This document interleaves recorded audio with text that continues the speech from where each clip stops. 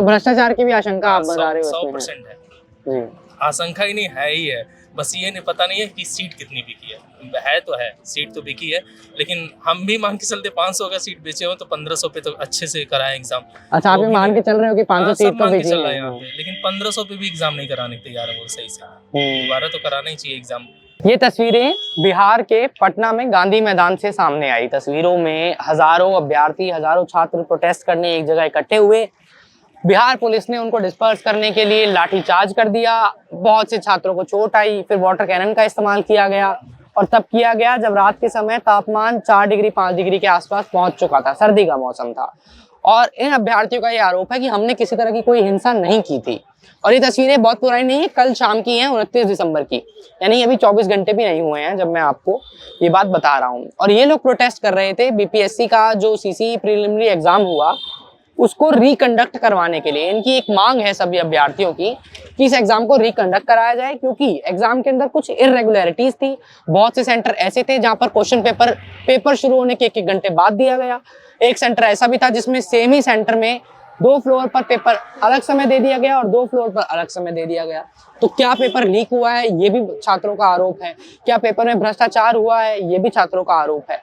और इन सारे आरोपों के बीच इन छात्रों ने तय किया कि 29 दिसंबर को पटना के गांधी मैदान पर सभी लोग एक साथ इकट्ठे होंगे। कलेक्टिव प्रोटेस्ट का कॉल आउट दिया गया और सब लोगों ने प्रोटेस्ट करना शुरू किया। बिहार पुलिस ने बाइट देते हुए ये बताया कि हम लोगों को तो ये पता ही नहीं है कि छात्रों की मांग क्या है, और इनको जब यहाँ से लॉ एंड ऑर्डर को मेंटेन करने के लिए डिस्पर्स करने के ऑर्डर्स आए तो बिहार पुलिस ने सभी छात्रों के ऊपर एक साथ लाठियां भांज दी। बहुत सारे छात्र घायल हुए हैं। मैं दिल्ली के मुखर्जी नगर में आज आया हूँ और यहाँ आकर हम आज बात करेंगे उन छात्रों से जिन्होंने बीपीएससी का ये एग्जाम दिया है। मुखर्जी नगर एक ऐसी जगह है, लाखों की संख्या में छात्र आते हैं बिहार से, यूपी से, मध्य प्रदेश से, राजस्थान से, तैयारी करते हैं सरकारी नौकरी के पेपर की और फिर पेपर देते हैं। यहाँ छात्रों से आज समझेंगे पहला तो ये कि क्या दिक्कत थी बीपीएससी के एग्जाम में और जिस तरीके से छात्रों के ऊपर लाठियां चलाई गई वो कितना सही और गलत है। और दूसरा ये कि पिछले कुछ महीनों में जो सरकारी पेपरों के अंदर इरेगुलरिटीज आ रही हैं, चाहे एसएससी सीजीएल हो, 2024 का रिजल्ट, या फिर आरओ एआरओ की भर्ती हो, या फिर अब ये बीपीएससी हो, या और भी बहुत सारी शिकायतें हैं, क्या उन सारी पिछली कुछ घटनाओं के चलते छात्रों का विश्वास थोड़ा सा उठता जा रहा है सरकारी परीक्षाओं के ऊपर से? क्या वो सरकारी परीक्षाएं जैसे कंडक्ट कराई जाती हैं वो ठीक है या नहीं? आप लोगों ने शायद न्यूज में देखा हो कल बिहार में जो हुआ है बीपीएससी के एग्जाम को बाद जो बच्चे प्रोटेस्ट कर रहे थे और उस तरीके से जो लाठीचार्ज हुआ पुलिस से। हाँ, थोड़ा सा इधर आ जाइए आप लोग। तो उस हाँ, निश्चित रूप से ये तो गलत है बिल्कुल। और क्या कहता है, अगर अगर अगर एविडेंस है अवेलेबल कि क्या कहता है पेपर कैंसिल किया जाना चाहिए तो करना ही चाहिए। एक सवाल और है, क्योंकि अगर इतने सारे लोग प्रोटेस्ट कर रहे हैं कुछ तो बात होगी। बिल्कुल सही, हजारों की संख्या में बच्चे प्रोटेस्ट कर रहे हैं। ऐसे मैंने भी एग्जाम दिया था। एग्जाम तो हमारे सेंटर में तो कुछ ऐसा कुछ नहीं हुआ। ये एग्जाम आपने दिया था जिसके लिए प्रोटेस्ट हो रहे हैं जी, और एग्जाम ठीक भी गया है, लेकिन फिर भी अगर इतने सारे बच्चे कह रहे हैं कि मतलब अगर कुछ धांधली हुआ तो कट ऑफ भी बहुत ज्यादा बढ़ सकता है। हाँ, तो उस हिसाब से फिर देखते हैं। इसमें कुछ बच्चों ने ये भी आरोप लगाया कि जी क्वेश्चन जिस तरीके से आए थे उसके वजह से पेपर बहुत आसान हो रहा था। नहीं, शुरू में बीपीएससी ने ऐसा कहा कि हम मतलब यूपीएससी लेवल का क्वेश्चन बनाएंगे, सभी आयोग से अधिक बेहतर और बढ़कर क्वेश्चन बनाएंगे। डिफिकल्ट पेपर होगा लेकिन वो मतलब यूपीएससी का बोल के ग्रुप डी का क्वेश्चन बना दिया। अच्छा, बहुत आसान, मतलब इतना ज्यादा फैक्चुअल पूछ दिया कि मतलब कहता है थोड़ा सा फैक्चुअल बहुत ज्यादा था, फैक्चुअल इंफॉर्मेशन बहुत ज्यादा डिमांड। तो क्या कारण है कि बच्चे बोल रहे हैं रिकंडक्ट कराया जाए पूरा ही पेपर? क्योंकि बापू सभागार में एक बहुत बड़ी धांधली हुई थी, तो और 12-15 हजार रिजल्ट अलग से देना है, तो वही रीजन हो सकता है। वो एक कारण है। लेकिन जिस तरीके से पुलिस ने कल व्यवहार किया, पहले भी 2 बार लाठीचार्ज हो चुका है, कल वाटर कैनन का भी इस्तेमाल हुआ, तो बड़ा विरोध हो रहा है इसको लेकर, सोशल मीडिया में भी लोग कह रहे हैं। आपका क्या मानना है इस तरीके से? नहीं, बिल्कुल ये मतलब इस तरह से लोकतंत्र में तो ऐसे मतलब क्या कहता है अहिंसक आंदोलन चल रहा है, हिंसा तो कर नहीं रहे छात्र, तो ऐसे मारना तो नहीं ठीक है जी। और मेरा ख्याल है कि अगर सरकार इसकी निष्पक्ष जांच करनी चाहिए, नहीं तो फिर मामला कोर्ट में जाएगा, कोर्ट ही फैसला करेगी। और बच्चों का ये आरोप है कि सरकार जांच तो छोड़िए, बात सुनने के लिए भी तैयार नहीं है। अभी सरकार तो कह रही है कि हमें पता भी नहीं है क्या मांग है बच्चों की और क्यों प्रोटेस्ट हो रहा है। नहीं, सरकार मांग कैसे नहीं, आप जाके छात्र नेता से बात कीजिए। हाँ, लोग तो मांग तो स्पष्ट रूप से पता चल रहा है। लोग जो लोग नहीं भी इसमें शामिल है वो उन्हें भी पता है कि क्या मांग चल रही है, फिर सरकार को कैसे नहीं पता ये बात। जी, आपका क्या नाम है? आपने भी पेपर दिया था ये वाला? आप मुझे एक चीज और बताइए, पिछले कुछ समय में अभी एसएससी सीजीएल का जो रिजल्ट आया उसको लेकर भी इस तरह की बात हुई कि रिजल्ट ठीक नहीं है, कट ऑफ बहुत ज्यादा चला गया, पहले भी हमने सुना है। तो पिछले कुछ समय में सरकारी वैकेंसीज को लेकर जो एग्जाम हो रहे हैं उनमें प्रोसेस बहुत ज्यादा क्वेश्चनेबल हो रहा है। आपको लग रहा है कि थोड़ा सा ये उसकी स्क्रूटनी होनी चाहिए एक बार, और हाँ, बिल्कुल क्रेडिबिलिटी? होना चाहिए, क्योंकि जैसे अभी अगर ये री एग्जाम कराते हैं हाँ। पटना सिर्फ बापू सभागार का, तो उसमें अब ये है कि उसमें कम से कम 15,000 स्टूडेंट है। अब 15 स्टूडेंट है, अब क्या पता कि वो कट ऑफ किस बेस पे लेंगे उनका। अब पेपर अगर इससे भी आसान आ जाए तो वो आगे बढ़ जाएंगे, और अगर उनका कठिन आ गया तो वो कम पीछे हो जाएंगे, इधर वाले बढ़ जाएंगे आगे। तो दोनों तरफ से नुकसान ही है। तो इससे जी। अच्छा है कि री एग्जाम ही कराना चाहिए, पूरा पेपर कैंसिल। आपने तो सभी का करा देना सभी चाहिए। का हाँ। कैंसिल आपका करा पेपर देना। कैसा हुआ था? पेपर तो सही गया है, लेकिन अब कट ऑफ तो कुछ पता ही नहीं चल रहा है, जब हाँ। एग्जाम ऐसे 2 भाग में बढ़ गए हैं। तो जी। जब तक एग्जाम का कुछ रिटर्न नहीं आता तो कुछ नहीं बता सकते पेपर कितना अच्छा गया। क्योंकि आपने पेपर दिया है और आप वहां तो नहीं है, लेकिन जो आपकी तरह छात्र हैं, आपको क्या लगता है उनके हिसाब से सही तरीका क्या होगा सरकार का अप्रोच करने का? ये तो ठीक तरीका नहीं है कि लाठीचार्ज कम से किया। कम और बात करना चाहिए, बात करें। और इनकी ही गलती थी, वो गलती मान भी नहीं रहे। अगर वो बापू सभागार में 4 फ्लोर थे, 2 फ्लोर तक कॉपी पहुंची, 2 फ्लोर ऊपर वाले कॉपी नहीं पहुंची है। तो कॉपी नहीं पहुंची तो ये उन्हीं की गलती है ना, दूसरे की तो गलती नहीं है। अगर वो इतना बड़ा है बापू सभागार, वहाँ टीचर भी तो उतने होंगे। हाँ, मैं चाहूंगा आपने एक बार हमारे दर्शकों के लिए थोड़ा बताओ कि हुआ क्या था बापू सभागार में, जिन लोगों को नहीं पता है कि किस वजह से। देखिए, जैसा हमें तो एग्जैक्ट नहीं पता, जो लेकिन आपको न्यूज के मालूम है। अनुसार जो हाँ, पता है कि brief 4 में। फ्लोर थे, उसमें 2 फ्लोर जो है वहां तक कॉपी पहुंची थी, 2 फ्लोर तक कॉपी नहीं पहुंच पाई, और लगभग 1 घंटे बाद कॉपी पहुंची। फिर उन्हें 1 घंटा एक्स्ट्रा दिया भी गया, ऐसा भी बोला जाता है कि 1 घंटा एक्स्ट्रा। उसमें मेरा एक दोस्त भी थे, तो वो बोलते हैं कि 1 घंटा एक्स्ट्रा गया। लेकिन अब ये नहीं समझ में आ रहा है कि मतलब वो 1 घंटे के बीच में क्या बात हुई है, या तो पेपर बीच में से इधर से उधर गायब हुआ है, क्योंकि अफवाह ये भी तो आ रही है कि पेपर काफी सीटें बिक चुकी हैं। ये भी कोई बड़ी बात नहीं, तो पर ये बहुत बड़ी बात है कि एक ही एग्जाम सेंटर में 1 घंटे तक एग्जाम ही ना पहुंचे बच्चे, तो 1-2 फ्लोर के गैप टीचर में। इतने हैं, और वहाँ पे जब सुविधा है, आप हमें तो 1-1.5 घंटे पहले बैठा ले रहे हो, तो वो चीजें उनको भी तो पहुंच जानी चाहिए। कॉपियाँ तो वो 2 ही फ्लोर तक पहुंची, ऊपर के नहीं पहुंची, तो कुछ तो जरूर गड़बड़ हुई है। और उनका ये इसी बेस पे अगर ये 4 तारीख को पेपर हो जाता है तो उनको अंदर जो धांधली करना है उसमें कोई प्रॉब्लम आएगी नहीं, क्योंकि पता तो चलेगा किसी को नहीं कि कट ऑफ किसके। ये बापू सभागार वाले 4 तारीख वाले कट ऑफ कैसे जा रहा है, ये कट ऑफ, क्योंकि कट ऑफ तो एक ही निकालेंगे। अब पेपर तो दोनों का अलग अलग हो गया, तो और तो कुछ होगा ही नहीं। तो या तो फिर सभी बच्चों का एक साथ सभी का एग्जाम कराना ही सही है, नहीं तो फिर किसी एक को ही फायदा होगा, और शायद किसी को भी ना उनका ज्यादा फायदा हो, उसमें ज्यादा लोग अंदर चले जाए। तो भ्रष्टाचार की भी आशंका आप बता रहे हो? 100% है। जी। आशंका ही नहीं, है ही है। बस ये नहीं पता नहीं है कि सीट कितनी बिकी है तो है, सीट तो बिकी है, लेकिन हम भी मान के चलते 500 का सीट बेचे हो तो 1500 पे तो अच्छे से कराए एग्जाम। अच्छा, आप भी मान के चल रहे हो कि 500 सीट तो बेची चल रहा है है। यहाँ पे, लेकिन 1500 पे भी एग्जाम नहीं कराने के तैयार है वो सही से। दोबारा तो कराना ही चाहिए एग्जाम। आपका भी कुछ ऐसा ही मानना है कि सीटें बिकी हैं, जैसा दोस्त बोल रहे हैं? ऐसा तो कंफर्म नहीं कर सकते, लेकिन हाँ, लेकिन इस तरह की बात बहुत लोग करते हैं। लोगों का कहना है कि पैसे देके भी कई बार होता है कि सीटें खरीद ली किसी ने, और कई बार ये भी होता है कि एडमिट कार्ड किसी और का, कोई और जाकर के पेपर दे आया है सेंटर पे, फॉल्स अपीयरेंस भी हो जाता है। नहीं, ऐसा तो पॉसिबल नहीं, क्योंकि आई स्कैन हो रहा है, तो मैट्रिक हो रहा है। हाँ, बायोमेट्रिक। वो पॉसिबल नहीं है कि कोई और दे। ये पॉसिबिलिटीज नहीं है, लेकिन पता नहीं, अफवाहें तो गर्म है, जी। पता नहीं, कुछ कह नहीं सकते। तो अभी आपको कोई जानकार है बिहार में जो प्रोटेस्ट कर रहे हैं, आपकी बात हुई उनसे? किस तरह का माहौल है उधर? अभी तो हमारे मतलब कोई संपर्क तो वहाँ नहीं है। जो भी है सब यहीं पे, क्योंकि यूपी पीछे था एग्जाम, तो सब यूपी वाले जितने भी थे यूपी देके फिर यहीं पे रिटर्न आ गया, तो यूपी में वहाँ कम ही लोग हैं।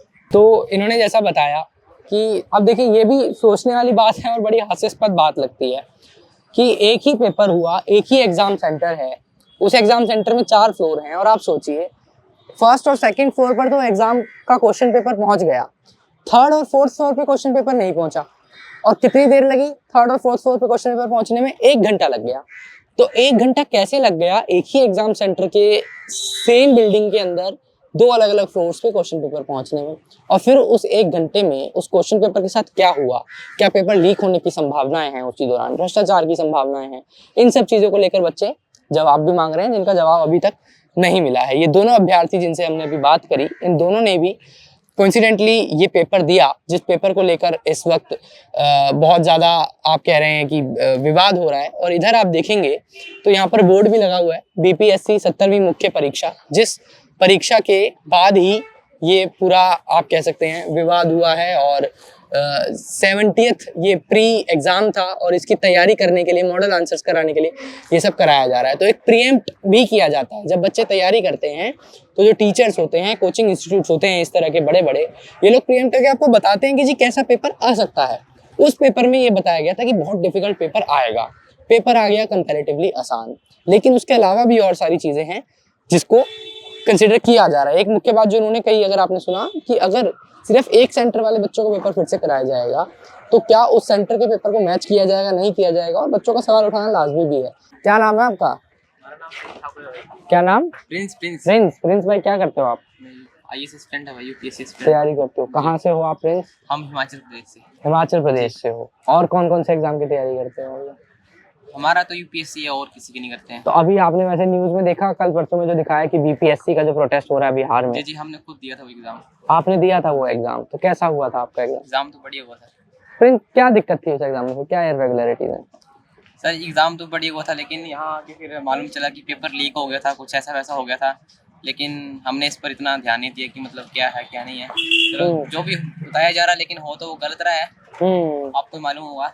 बाकी अब तो कोई लोग बता रहे बापू सभागार में जो हुआ, उधर पेपर में अंदर जो इरेगुलरिटीज हुई, क्वेश्चन पेपर ही नहीं पहुंचा बच्चों तक। ये तो कुछ सेंटर में बताया जा रहा है कि 2-3 सेंटर थे कि वहाँ पर क्वेश्चन पेपर नहीं पहुंचे थे। लेकिन हमारा तो दरभंगा में था पेपर, तो हमारा तो हमारे वहाँ कुछ नहीं होता था वैसा। आपके वहाँ कुछ नहीं होता? पेपर का लेवल कैसा आया था? पेपर तो अब ये तो पढ़ने वाले बच्चे के ऊपर डिपेंड करता है। अगर पढ़ा होगा तब तो वो करेगा, अगर नहीं आता होगा तो वो तो डिफिकल्ट बोलेगा। लेकिन हमारे लिए सामान्य पेपर था, हमने तो कर दिया अपनी तरफ से। तो फिर ये मांग क्यों हो रही है कि फिर से कराया जाए पेपर?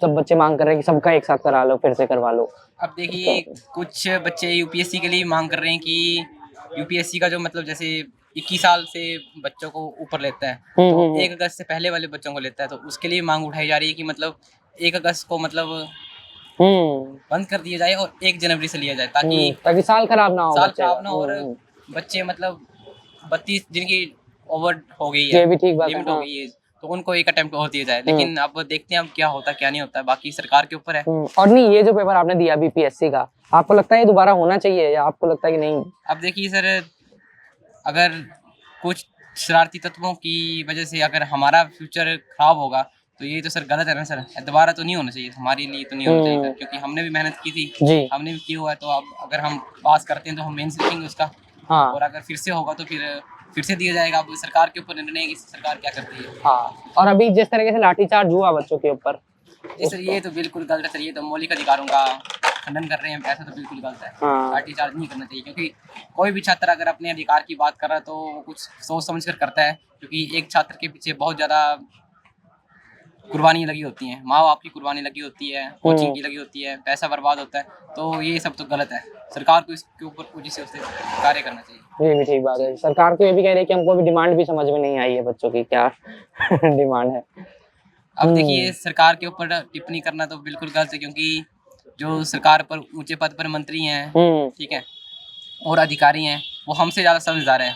तो जो भी वो फैसला लेंगे वो हमारे हित में लेंगे। हम तो यही मांग करेंगे सरकार से, और बाकी तो बाकी सरकार के ऊपर। और एक चीज़ और मुझे बताइए प्रिंस, आप एग्जाम की तैयारी भी कर रहे हैं। पिछले कुछ समय से जो गवर्नमेंट जॉब्स होती हैं, वैकेंसीज होती हैं, उसके लिए जो एग्जाम कंडक्ट होता है, चाहे एसएससी कंडक्ट कराता है, यूपीएससी में चलो ऐसा मामला नहीं हुआ, हालांकि पूजा खेड़कर वाला वो भी सीन हुआ पीछे, और अब ये बीपीएससी में तो बड़ी शिकायतें आ रही हैं कि एग्जाम सही से कंडक्ट नहीं हो पा रहे हैं, एग्जाम के कंडक्शन को लेकर बहुत प्रॉब्लम हो रही है। देखिए, जैसे आप बात कर रहे हैं यूपीएससी की, संघ लोक सेवा आयोग की और राज्य सेवा आयोग की, ठीक है, तो ये संवैधानिक निकाय हैं, संवैधानिक संस्था है जी।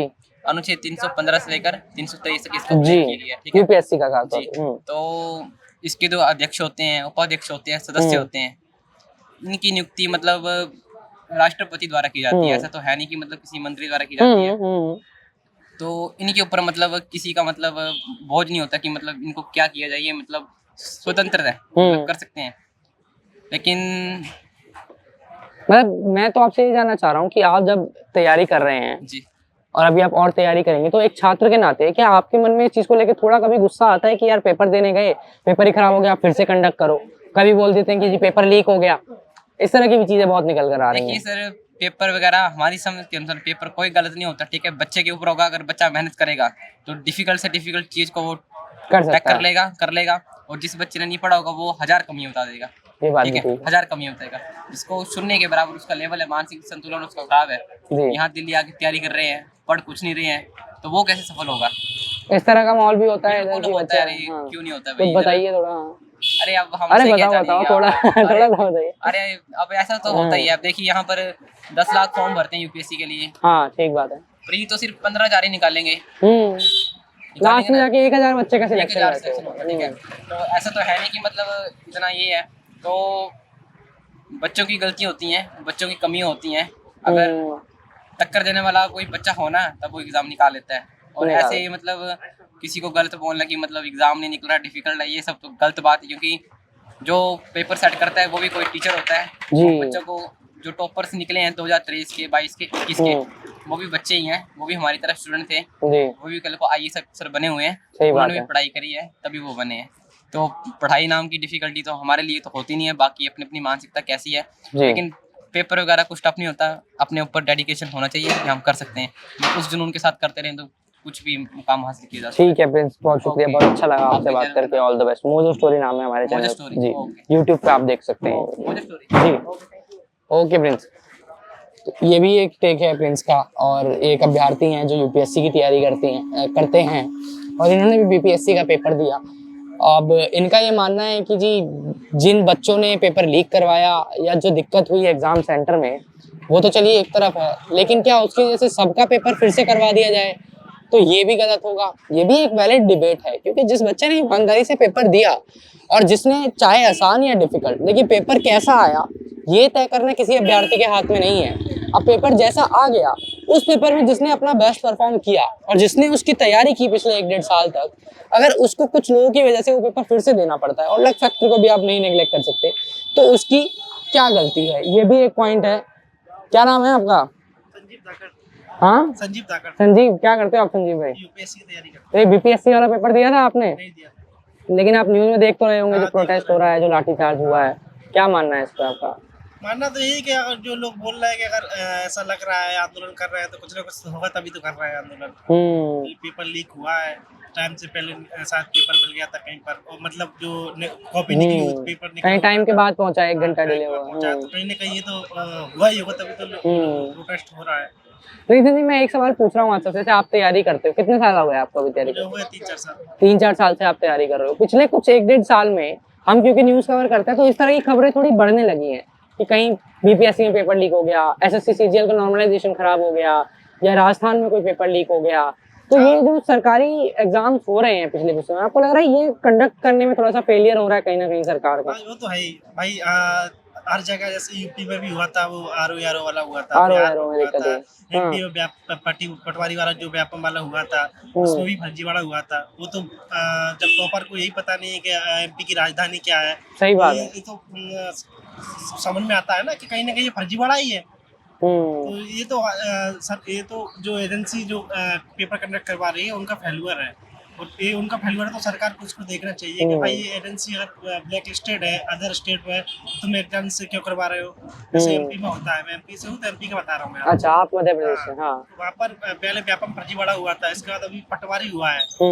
तो ये एजेंसी जो ब्लैक लिस्टेड एजेंसी है, जिसको राजस्थान में ब्लैक लिस्टेड किया गया है, उससे एमपी में एग्जाम हो रहा है, तो क्यों करवा रहे हो एग्जाम आप उससे? जब वो ब्लैक लिस्टेड कंपनी है, 2-3 स्टेट में उसको बैन किया गया है, तो क्यों करवा रहे हो? तो ये सरकार का भी फेल्यूर है, अपने पॉलिटिकल उसके लिए व्यू के लिए ये लोग एग्जाम कंडक्ट करवा रहे हैं इन एजेंसी के माध्यम से। तो पेपर लीक तो हर स्टेट में हो रहा है, ये तो हर ही जगह हो रहा है, लेकिन ये नहीं होना चाहिए। मेरा मुद्दा है कि ये फेलियर है सरकार का, जो लाखों बच्चे तैयारी करते हैं। सरकार को ये पेपर कंडक्ट करवाने वाली एजेंसियों को थोड़ा सतर्क करना पड़ेगा कि भाई आप पेपर लीक क्यों करवा रहे हो। तुम्हारे पेपर लीक के चक्कर में स्टूडेंट का करियर खराब हो जाता है, 2-3 साल उसका चला जाता है।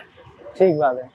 जो आरओ जो अभी हुआ यूपी में, 2 साल उसका निकल चला, लगभग 2 साल, 1 साल तो हो ही गया उसको। हाँ, जब निकली थी वैकेंसी उसके बाद हुआ। हाँ। मैंने भी फॉर्म उसका नहीं फिल किया था, लेकिन 1 साल से ज्यादा हो गया उसको। और अभी जनवरी या फरवरी में एग्जाम होगा उसका, ARO का अभी कोई पता भी नहीं है। लेकिन अब उसके चक्कर में स्टूडेंट का 2 साल चला गया, ना, तो लॉस तो हमारा हो रहा है, बिल्कुल सही उनका बात तो कुछ नहीं हो रहा गवर्नमेंट का। तो ये कहीं ना कहीं सरकार का फेल्यूर ही है इसमें। चलिए ठीक है दोस्त, ऑल द बेस्ट आपको। ये बिल्कुल ठीक बात है। देखिए, एक तो ना देश में बेरोजगारी का स्तर कितना ज़्यादा है, आप इसको इस तरीके से समझिए। 17,000 वैकेंसी निकली एसएससी सीजीएल में।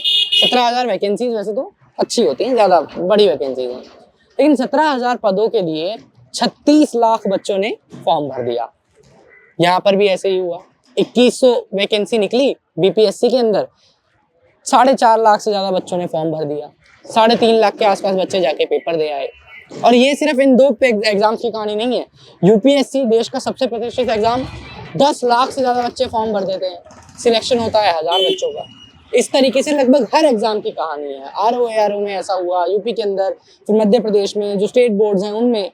तो एक तो ये कि जो बेरोजगारी है वो किस स्तर पर है और उसको टैकल करने के लिए सरकार क्या कर रही है। और दूसरा बड़ा सवाल कि जब आप कोई भी एग्जाम कंडक्ट करा रहे हैं सरकारी लेवल का, जहाँ पे आप बच्चों को नौकरी दे रहे हैं, चाहे टायर 1 टायर 2 के बाद या फिर इंटरव्यू के बाद, तो उसमें अगर पेपर लीक्स हो रहे हैं और बार बार इस तरह की दिक्कतें आ रही हैं, बार बार बच्चों को प्रोटेस्ट करना पड़ रहा है, तो ये एक मुद्दा बन जाता है अपने आप में इन्वेस्टिगेशन का कि क्या जो पूरा सिस्टम है जो हम लोगों ने बनाया है, जो हमारी सरकारों ने, हमारे अधिकारियों ने बनाया है, क्या उस सिस्टम को एक बार रिफॉर्म करने की आवश्यकता है।